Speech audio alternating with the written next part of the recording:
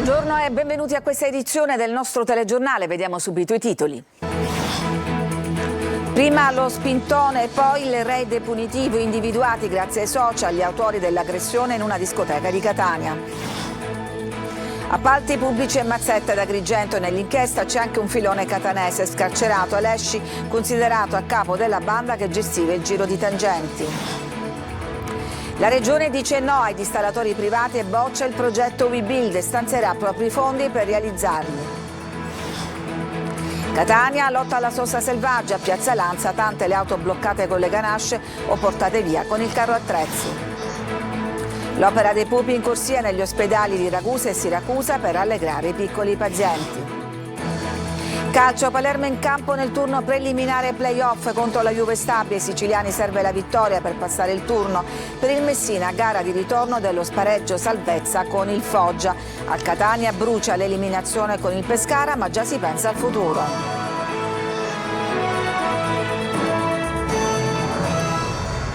Prima la lite per uno spintone e poi raid punitivi, individuati grazie ai social gli autori di un'aggressione in una discoteca di Catania. Orazio Longo.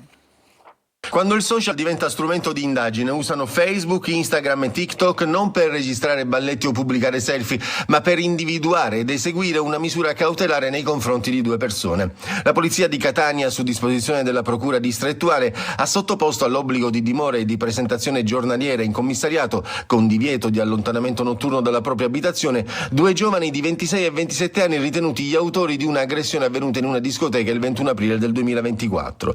Eccole le immagini di quella sera, l'aggressione che aveva avuto come pretesto una discussione con una ragazza per una involontaria spinta sulla pista da ballo era iniziata all'interno della discoteca, interrotta prima dello scontro fisico vero e proprio dall'addetto alla sicurezza. I due, una volta allontanati dal locale, come animati da un sentimento di vendetta, insieme ad altri soggetti organizzano una sorta di spedizione punitiva, armandosi di tondini di ferro divelti da una pista ciclabile, pronti a colpire le vittime intente ad uscire. Nella ricostruzione dei fatti operata dagli inquirenti, utilizzando anche immagini di videosorveglianza e riconoscimenti fotografici, sembrerebbe che l'aggressione si sia svolta in due fasi tra le 2 e le 3 di notte, la prima in danno di un ragazzo afferrato per la maglietta, poi strattonato e colpito con schiaffi e pugni, la seconda un'ora dopo all'esterno del locale con spranghe in metallo in danno anche di altri 3 soggetti che erano insieme alla vittima. I social hanno consentito di comparare i soggetti ripresi dal sistema di videosorveglianza con quelli postati sui profili. I due sono ritenuti responsabili in concorso tra loro di lesioni aggravate da futili motivi, dall'avere posto in essere il fatto da parte di più persone riunite e con armi improprie.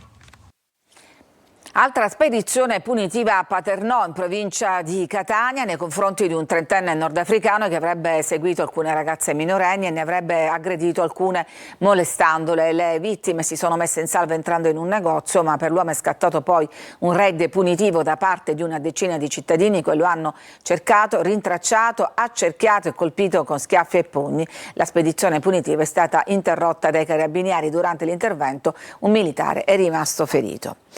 Veniamo adesso all'inchiesta sul giro di appalti e tangenti ad Agrigento. C'è anche un filone catanese. Nelle indagini finiscono un appalto per la condotta idrica e la ristrutturazione dello stadio di Licata. Il 14° uomo indagato è coperto da omissis, come scritto sul verbale dell'inchiesta per il presunto sistema di corruzione sull'assegnazione di lavori pubblici tra Agrigento, Trapani e Catania. Potrebbe essere qualcuno che forse sta collaborando con la giustizia o che non è stato ancora individuato, ma quello che emerge, se l'impianto sarà confermato, è l'abbraccio tra imprenditoria e politica per affari milionari con subappalti irregolari e tangenti. A diventare affare in questo caso sarebbe stata, per esempio, la siccità, che da grave crisi per le colture per la popolazione sarebbe diventata occasione di guadagno indebito per pochi, con una gara da 37 milioni di euro per la condotta di Agrigento che avrebbe visto un ribasso di oltre il 30%, inidoneo per gli inquirenti ad assicurare la corretta esecuzione dei lavori da parte del consorzio di cui fa parte Giuseppe Capizzi, sindaco di Maletto nel Catanese, che si dichiara però estraneo ai fatti. In altri contesti, per il rifacimento della provinciale Sala Paruta Santa Margherita di Belice sarebbe stato parzialmente versata una tangente di non meno di 135 35.000 euro. Un subappalto non debitamente autorizzato risulterebbe poi nei lavori di ristrutturazione dello stadio di Licata, mentre per realizzare un impianto di trattamento rifiuti a Ravanusa con importo di 20 milioni di euro sarebbe stata indetta una gara con tempistica non congrua e una strumentale, scrivono gli inquirenti, separazione dei costi. 5 gli arrestati, 2 in carcere, 3 ai domiciliari, 8 gli indagati. I reati ipotizzati vanno dal reperimento alla distrazione a fini privati di risorse pubbliche, turbativa d'asta, peculato, corruzione e concussione. Ritrovate forti somme di denaro contante, si parla di oltre 200.000 euro, presumibilmente di provenienza o destinazione illecita per la corruzione. No ai dissalatori privati con cui la bolletta idrica aumenterebbe. La Regione è pronta a finanziarli in proprio. Maglio Viola. La Regione siciliana dice no a WeBuild, il progetto per la realizzazione di 2 dissalatori nell'area metropolitana di Palermo con investimenti privati, secondo i conti della Sicilia, avrebbe un impatto devastante sui costi della bolletta idrica finale. Si parla di circa 274 euro in più ogni anno sulla bolletta di ogni cittadino. Per questo la Sicilia boccia la proposta.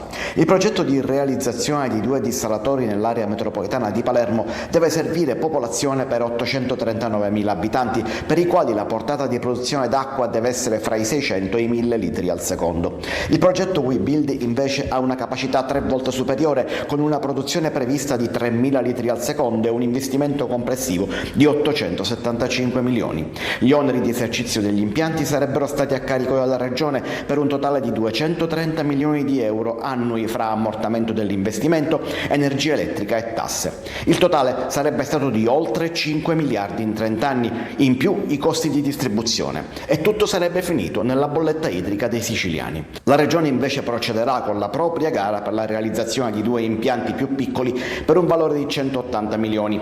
Intanto sono appena partiti i lavori per 2 dissalatori a Gela e a Porto Empedocle e partiranno a breve quelli per il dissalatore di Trapani, in tutto 100 milioni di euro per opere che saranno operative in parte entro l'estate e in parte subito dopo.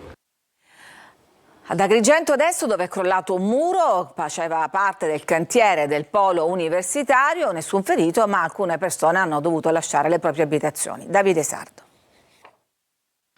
La Procura di Agrigento ha aperto un'inchiesta sul crollo avvenuto ieri sera nel cuore del centro storico.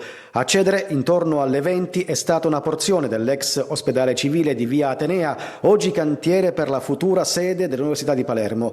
Sul posto, per un primo sopralluogo, anche il sostituto procuratore Alessandra Failla. I rilievi sono affidati ai carabinieri e ai tecnici dei vigili del fuoco che stanno lavorando per accertare le cause del cedimento.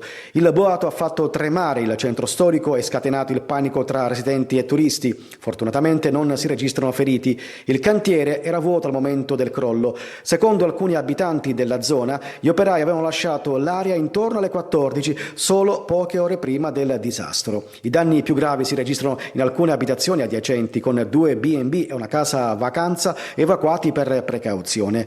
Le note cinofere giunte da Palermo hanno escluso la presenza di persone sotto le macerie. Il cantiere era in fase di completamento. I lavori, appaltati nell'aprile del 2021 al consorzio RT Ares Energos di Martina Franca per oltre 4 milioni di euro, dovevano concludersi entro giugno. Ora il progetto subisce una brusca battuta d'arresto, mentre resta alta l'attenzione sulla stabilità dell'area.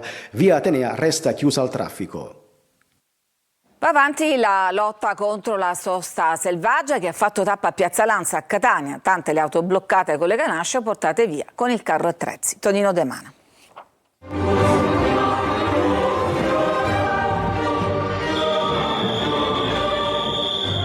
Minchia, i vigili.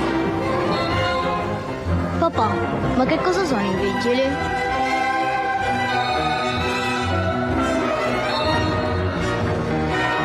Che è un'astronave? Dovrebbe essere un carro attrezzi. Non sono astronavi, sono carro attrezzi, non sono gialli come nel film L'ora legale di Ficarra e Picone, ma bianchi, e camminano insieme alle auto della polizia municipale e ai furgoni AMTS che trasportano i ceppi bloccaruota. Dopo l'offensiva in via Santa Sofia, le temute ganasce volute dall'amministrazione Trantino arrivano nella caotica Piazza Lanza nel tentativo di riportare ordine e legalità.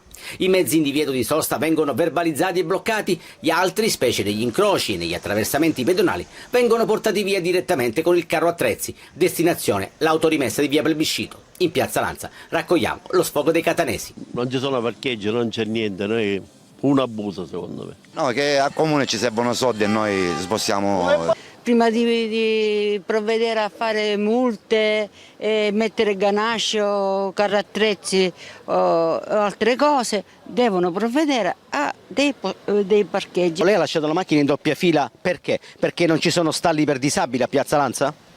Non solo non ne abbiamo trovato, perché questo è il secondo giro che facciamo. Cosa ne pensano i clienti disabili? Allora, la persona che entra qua in carrozzella fa altro che lamentarsi, ma la problematica maggiore è farla arrivare dentro e farli parcheggiare. Stalli per disabili pochissimi ed occupati abusivamente, strisce pedonali sbiadite o quasi invisibili, corpi luminosi ricoperti dagli alberi. La svolta a Piazza Lanza è comunque lontana. Una macelleria di via Plebiscito a Catania è stata chiusa per la presenza di muffa e blatte, 4.400 euro di multe e varie sanzioni per diverse irregolarità. La carne era destinata a essere venduta ai clienti sia cruda sia cotta, in quest'ultimo caso attraverso un braciere piazzato in strada in modo del tutto abusivo. Ci fermiamo, c'è una pausa per la pubblicità, torniamo dopo con altre notizie.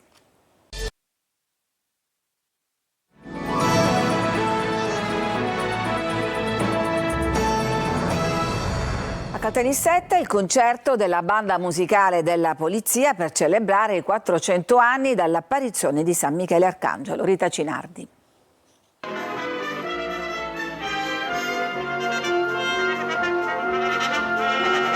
Dal tributo ad Ennio Morricone all'Aida di Giuseppe Verdi, passando per Un americano a Parigi di George Gershwin, alle note della banda musicale della Polizia di Stato per festeggiare i 400 anni dall'anniversario dell'apparizione di San Michele Arcangelo, patrono di Caltanissetta ma anche della Polizia, ieri sera hanno incantato il pubblico presente al Teatro Rosso di San Secondo. Sul palco per la manifestazione, che rientra negli eventi organizzati dal Comune per celebrare la ricorrenza, 75 dei 105 elementi della banda della Polizia di Stato, diretta magistralmente dal maestro Maurizio Billi, e alcuni brani eseguiti dal soprano Liliana Iera. Per la città di Caltanissetta è stato un vero e proprio evento, visto che l'ultima volta la banda musicale della Polizia di Stato si era esibita in città il 24 dicembre del 2001. Devo dire un momento veramente celebrativo, molto bello, perché la banda musicale della Polizia di Stato non veniva a Caltanissetta, proprio in questa città, da più di 20 anni. È stata veramente corale questa decisione. Nel corso dell'evento la banda della Polizia di Stato ha sfoggiato la nuova uniforme voluta dal capo della Polizia, Vittorio Pisani. Domani sera i 75 elementi della banda saranno impegnati a Noto in occasione dell'Infiorata, quest'anno dedicata alla pace che si fa arte. I pupi siciliani vanno a trovare i piccoli pazienti dei reparti di pediatria degli ospedali di Siracusa e Ragusa. Barbarino. Noi paladini siamo sempre stati considerati gli eroi. La storica arte dei pupi siciliani esce dai teatri per entrare per la prima volta in Italia nei reparti pediatrici degli ospedali ragusani e siracusani. Dei pupi sei la star, con le tue magie fai danzare il cuore. SOS Pupi in corsia della compagnia dei pupari Vaccaro Mauceri, in 30 minuti di spettacolo per non interferire con le attività ospedaliere, regala gioia e meraviglia ai bambini ricoverati. Ogni giorno il Corona Tort. Ah, il Corona Tort! Corona Tort! Va bene, allora andrò a comprarlo in pasticceria. La magia dei burattini è creata dall'attrice Donatella Liotta, dai manovratori dei pupi Massimo Tuccitto e Paolo Lamesa, sotto la supervisione del maestro puparo Alfredo Mauceri, anima del teatro Alfeo. Al progetto ci teniamo tantissimo perché le figure, il mondo delle figure ha sempre molto affascinato i bambini, e il senso proprio del progetto e dello spettacolo è che se i medici curano il corpo alla grande sicuramente, noi proviamo a dare un po' di sollievo all'anima di questi bambini. Partendo dalla Sicilia orientale, obiettivo è adesso coprire tutta l'isola per diffondere divertimento, regalare allegria e vicinanza.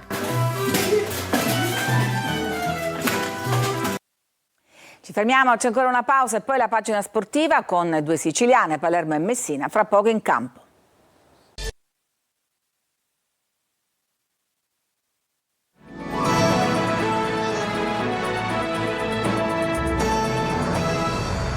Siamo al calcio, Palermo in campo nel turno preliminare play-off. Sentiamo Marco Gullà.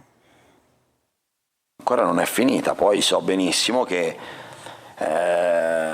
io sono arrivato qua per cercare di fare il massimo, ad oggi il massimo è questo, poi sono soddisfatto? No. Ma ancora ce la possiamo giocare. Il Palermo ci crede e vuole stupire. Dopo un campionato decisamente anonimo, oggi per il rosanero iniziano i play-off. A Castellammare contro la Juve Stabia i siciliani hanno un solo risultato da centrare, la vittoria. In palio c'è la semifinale contro lo Spezia. Ma dobbiamo star dentro alla partita e alle partite che ci saranno, perché non sarà finita se passeremo in vantaggio, se passeremo in svantaggio, se saremo pari al 90°. In caso rosanero è un momento delicato, il fallimento è all'orizzonte, ma c'è anche la possibilità di poter sovvertire tutto, dentro o fuori. Il Palermo dovrebbe scendere in campo così: Audero tra i pali, Diachité, Bania e Ceccaroni in difesa, Pierozzi, Blen, Gomez, Di Francesco a centrocampo, Segre, Brunori e poi Ampallo in avanti. Juve Stabia solida e compatta, soprattutto in casa. I pericoli per il Palermo potrebbero arrivare da Piscopo, Adorante e Candellone. Anche Floriani, Mussolini non è male. Start alle 19:30. E oggi allo Zaccheria la gara di ritorno dello spareggio salvezza tra Foggia e Messina. Sergio Colosi. Vincere per salvarsi, un Messina disperato dopo lo 0-0 dell'andata gioca oggi a Foggia per un solo risultato. I pugliesi invece, in virtù del migliore piazzamento nella regular season, per un posto nella prossima Serie C possono vincere o pareggiare. Per l'impresa serve una squadra diversa negli uomini e tatticamente rispetto alla gara di sabato scorso, attesa fino ad un certo punto. Occorrono coraggio e determinazione. Il tecnico Gatto prepara un 11 più offensivo, pronto dell'Aquila a destra per uno spento Petrucci con l'arretramento di Garofalo, a sinistra possibile staffetta Gianfi Averi. Mi aspetto un Foggia sicuramente che vorrà raggiungere la salvezza come noi, quindi non dobbiamo abbassare la guardia, dobbiamo raddoppiare le forze perché è quello che vogliamo anche noi. Sono certo che i ragazzi faranno di tutto per portare la vittoria a Messina. Novità e Mausso per il Foggia di Gentile, che nel reparto arretrato ritrova Camigliano assente per squalifica al Franco Scoglio. 6.000 spettatori allo Zaccheria, trasferta vietata ai tifosi giallorossi. In casa Catania brucia ancora l'eliminazione con il Pescara, ma già si pensa al futuro. Marco Carli. Il futuro in casa Catania tutto sommato è cominciato prima dell'eliminazione dai play-off ad opera del Pescara, che brucia ancora perché la possibilità di passare il turno c'era e probabilmente è stata persa in casa con la sconfitta patita nel finale. Ma dicevamo, il futuro è già cominciato con l'offerta irrevocabile d'acquisto di Torre del Grifo e prima ancora con la definizione dell'accordo con il direttore generale Zarbano, già operativo, biennale per lui come già anticipato. L'ufficializzazione dovrebbe arrivare la settimana prossima, quando è previsto anche un consiglio di amministrazione e l'incontro fra la dirigenza e Toscano per verificare se il tecnico confermerà di voler andare avanti. L'obiettivo vuole essere partire contando su un'ossatura che va sicuramente migliorata, magari con 2 innessi in difesa, 2 a centrocampo e 1 in attacco. Uno anche perché Cianci rientra dal prestito alla Ternana e resterà, mentre Cicerelli tornerebbe in caso di mancata promozione della squadra rossoverde. Discorso Castellini: non sono maturate le condizioni per l'obbligo di riscatto del Pisa. Ovviamente andranno sondate le volontà del calciatore, che viene considerato una risorsa, come ovvio che sia, dal Catania. Poi, qualora Torre del Grifo venga giudicato al club, sarà da verificare quando cominceranno gli allenamenti, ma l'importante, al di là della data, sarà l'aver acquisito il centro sportivo, così come tramite offerta distinta si riprenderà il logo del Catania 1946. Il futuro che si lega al passato, mentre la stagione del terzo anno in C targato Pelligra, anche se deve arrivare, è già cominciata. Alcune basi sono state già messe, ma bisogna continuare. Il futuro è adesso. È tutto per questa edizione, vi lascio adesso alla rassegna stampa condotta da Marco Carli. L'informazione torna come sempre alle 14. A tutti un buon sabato.